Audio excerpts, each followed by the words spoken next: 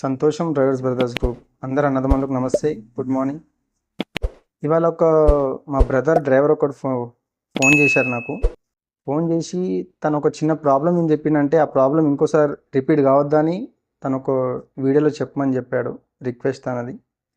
కాబట్టి ఒక ఓనర్ అతనికి ఒక మిస్టేక్ ఏం చేశారంటే అతనికి జాబ్ ఇచ్చిండ్రు. ఏడంటే హైటెక్ సిటీ కాడ.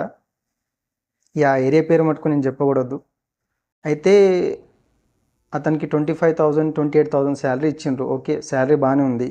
కానీ వాళ్ళ ప్రాబ్లం ఏంటంటే 4 నుంచి 5 బండ్లు ఆడికి పోయినాక తెలిసింది అతనికి. 4 నుంచి 5 బండ్లు డైలీ కడగాలి, తుడవాలి. ఓకే, దాని కూడా ఓకే.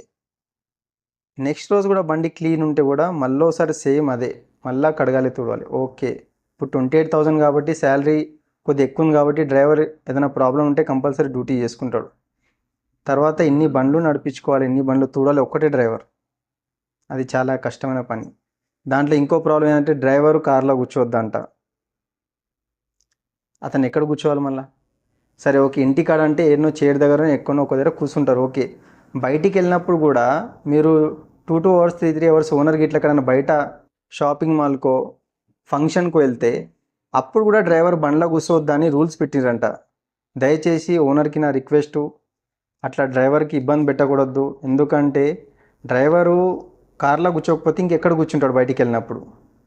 సపోజ్ తనకు నిద్ర వస్తుంది, మీరు లాంగ్ ఎక్కడైనా వెళ్తారు, తనకు నిద్ర వచ్చినప్పుడు మీరు ఎక్కడైనా తిన్నికి పోయినప్పుడు షాపింగ్ వెళ్ళినప్పుడు తను రెస్ట్ తీసుకుంటాడు, పడుకుంటాడు కొద్దిసేపు మీరు వచ్చేదాకా.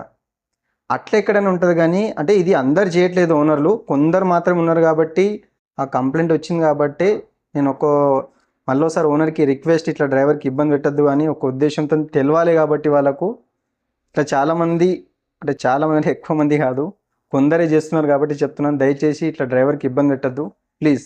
Thank you.